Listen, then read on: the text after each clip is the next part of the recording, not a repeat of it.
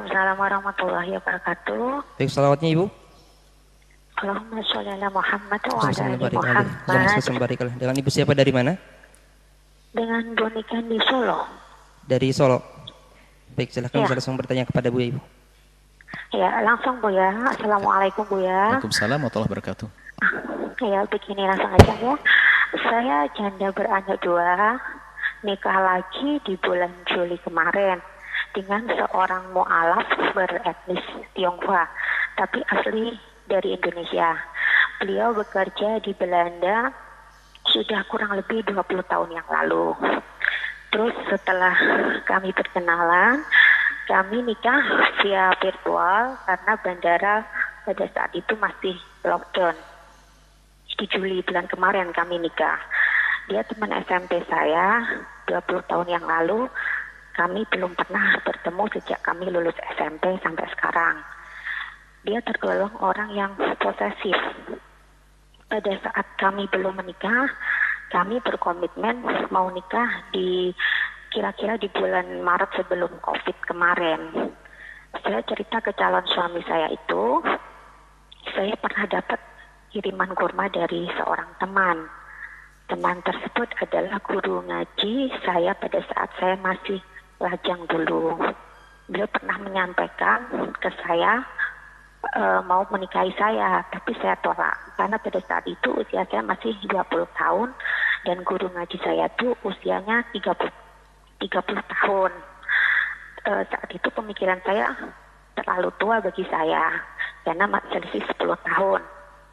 Dan beliaunya juga sudah kenal baik dengan almarhum suami saya. Karena sudah dekat dengan keluarga dan keluarga almarhum. Dan kami lama juga sudah tidak bersua. Nah, di tahun 2019 kemarin, ketika saya mau berangkat umroh, saya memakai biro umroh tempat beliau bekerja. Saya menanyakan apakah harus pakai surat mahram. Mengingat perjalanan umroh saya sendirian. Dia bilang, saya poligami aja. Dia bilang seperti itu. Terus saya tidak mau lagi karena nikah bukan buat main-main. Tapi kayaknya sepertinya buat candaan saja sih Bu ya.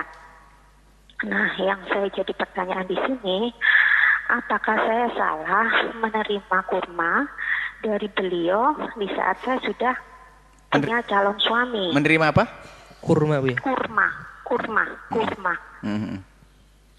Mengingat orang tersebut sudah pernah akan menikahi saya.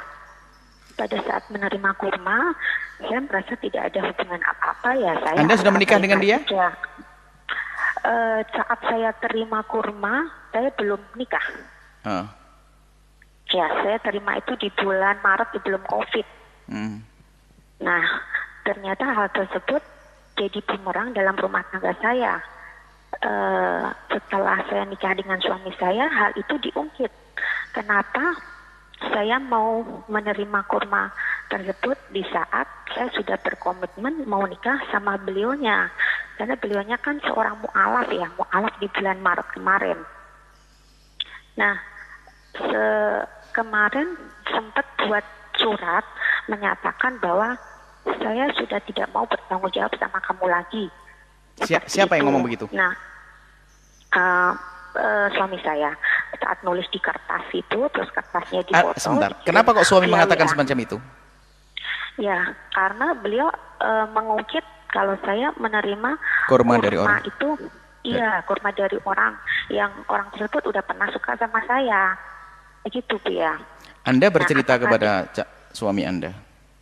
Iya, saya cerita kalau saya dapat kurma, saya seperti itu saat saya belum menikah dengan beliaunya, dan sekarang setelah menikah beliau ungkit, kenapa di saat kemarin kamu mau terima kurma dari orang yang suka sama kamu?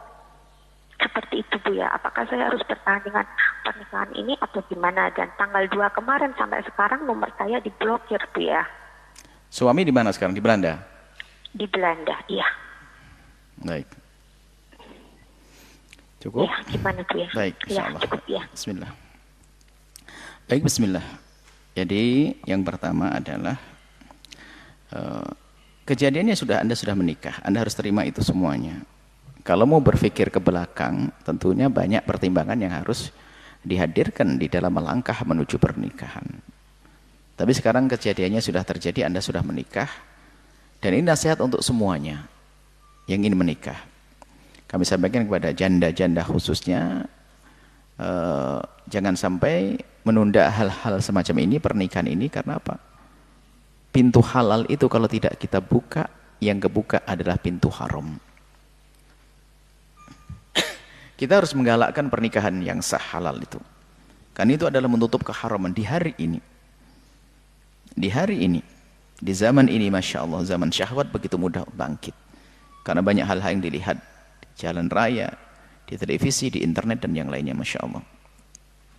Jadi seperti itu. Jadi kami himbau pada para janda harus praktis mengambil, simple lah. Makanya jangan terlalu berbelit-belit urusan pernikahan. Artinya apa? Apa yang Anda inginkan. Jika Anda memerlukan 3, misalnya dalam nikah itu harus ada 5 misalnya. Tanggung jawab, nafkah, keturunan, segala macam. Kalau Anda punya putus satu saja, nggak harus minta 5. Yang penting Anda terhindar dari haram, zina, dan muqaddimah zina. Itu. Kemudian setelah itu, setelah Anda menikah, ini nasihat buat Anda. Ini ke belakang sedikit. Jadi kalau Anda menikah dengan seseorang yang tempatnya jauh itu, Anda harus tahu resikonya. Anda jarang bertemu. Sementara pertemuan sendiri itu ada nilainya, ada maknanya. Nah, kalau memang Anda siap semacam itu, tentunya harus ada pertimbangan bahwasanya, oke, aku siap menikah dengan orang, berjauhan nggak ada masalah, tapi Anda harus mengukur syahwat Anda. Jangan sampai, naudzubillah, setelah itu berbisik setan, lalu melakukan kehinaan. Dan insya Allah Anda tidak sampai seperti itu. Ini nasihat untuk yang lainnya. Pertimbangan urusan keperluan, kehajat. Sebab yang namanya syahwat itu, bagi sebagian orang adalah seperti kebutuhan makan. Harus rutin. Kalau tidak bisa bermasalah. Kan ini ada orang itu kan syahwat karunia dari Allah. Macam-macam orang bisa menahan dengan waktu yang lama karena kesibukannya mungkin, tapi kadang-kadang tidak takut kepada Allah Subhanallah. Maka halal itu penting untuk bersamanya. Ini kalau sudah misalnya suaminya berjauhan dan dia siap dan sudah dipertimbangkan, ini ya nggak ada masalah. Tapi ingat, harus ditanamkan rasa takut kepada Allah Subhanahu wa taala. Selanjutnya adalah kita itu jadi seorang suami atau istri jangan gampang, inilah kadang kebodohan. Kami nyatakan Anda salah. Menceritakan sesuatu, ya maksudnya mungkin ya biar tahu, kalau bisa jadi maksudnya baik, ada maksudnya jelek. Maksudnya baik adalah mungkin ingin menampakkan penyesalan, itu pun juga tidak perlu seharusnya. Nyesal dulu ada orang mau nikahi saya, atau hanya cerita biasa, atau kita ingin membanggakan kalau saya ini banyak yang minta loh ya, bisa jadi begitu. Artinya Anda bercerita tentang hal seperti itu, bahwasanya Anda pernah mau dinikahi seseorang, nggak ada perlunya, nggak ada perlunya. Makanya kami himbau kepada siapapun yang punya masa lalu, sekelam apapun, kubur masa lalu itu. Jangan dibongkar lagi sampai kapanpun, sampai mati. Demi kemaslahatan di masa yang akan datang. Cuman kadang sebagian wanita seperti itu, nggak tahan dia cerita dulu ini. Maksudnya ya, bisa jadi maksudnya biasa saja, bisa jadi untuk berbangga-banggaan. Untuk menunjukkan kalau dia banyak yang suka, bisa jadi itu. Nah, kan sifat orang bermacam-macam. Tapi Anda mungkin tidak sengaja saja, dan itu adalah salah. Anda menceritakan. Nah, kemudian di saat Anda menemukan suami Anda marah semacam itu, Anda harus memahami itu sisi positif dari hubungan suami istri Anda. Apakah sisi positif kok dianggap sisi positif? Itu menunjukkan bahwa di dalam diri suami Anda ada cemburu yang semacam itu. Tinggal Anda benahilah itu semuanya. Kalau memang itu cerita Anda, cara berceritanya Anda dengan tidak sengaja, ya itu adalah masa lalu. Anda sering minta maaf terus. Biar sebetulnya Anda tidak perlu cerita yang demikian itu, nggak ada perlunya. Cerita masa lalu nggak ada perlunya. Apalagi ceritanya sepanjang itu, dulu ingin menikah ini di teman sekelas ini. Dipikir orang punya pengalaman. Mungkin suami Anda juga misalnya namanya seorang manusia mungkin pernah punya masa muda, pernah punya kawan dekat. Sehingga membayangkan seperti itu juga. Atau, dan Anda jangan suzon pada beliau. Atau memang karena sudah sangat harapannya kepada Anda tuh besar, tak taunya begitu. Dan beliau akan kecewa karena apa? Sudah tunangan kok nerima kurma. Padahal Anda bisa berkata, kalau seandainya Anda tidak menceritakan hajatnya ustadz tersebut untuk menikahi Anda nerima kurma, tidak ada masalah. Tapi Anda bercerita bahwasanya laki-laki itu akan nikahi Anda, lalu Anda nerima kurma. Ya aneh dong bagi calon suami. Kenapa kau terima? Dia mau nikahi kamu kok. Masih begitu. Jadi wajar kalau beliau marah. Maksud kami adalah itu adalah nilai positif sebetulnya. Tinggal Anda pandai merayu beliau dan minta maaf yang sebanyak-banyaknya dan mendekatlah kepada Allah Subhanahu wa taala. Kirim terus surat, jangan putus asa. Sebisa mungkin Anda hubungi, permintaan maaf, selesai. Anda tunggu nanti waktunya. Dan tuluslah Anda kepada Allah Subhanahu wa taala dan Rasulnya, banyak beribadah. Jadi terus Anda salah, sudah. Kalau tidak dikatakan Anda salah, Anda tidak berusaha. Anda salah dengan Anda bercerita seperti itu. Tinggal sekarang Anda bayar kesalahan Anda dengan minta maaf berusaha. Kalau di blok tidak akan lama. Anda mohon kepada Allah, tidak akan lama, dia ada cinta kok. Dia ada cinta, mohon dan harus Anda jaga. Kalau begitu Anda tidak boleh berurusan dengan ustaz tersebut sama sekali. Sama sekali. Karena apa? Suami Anda tidak ridho.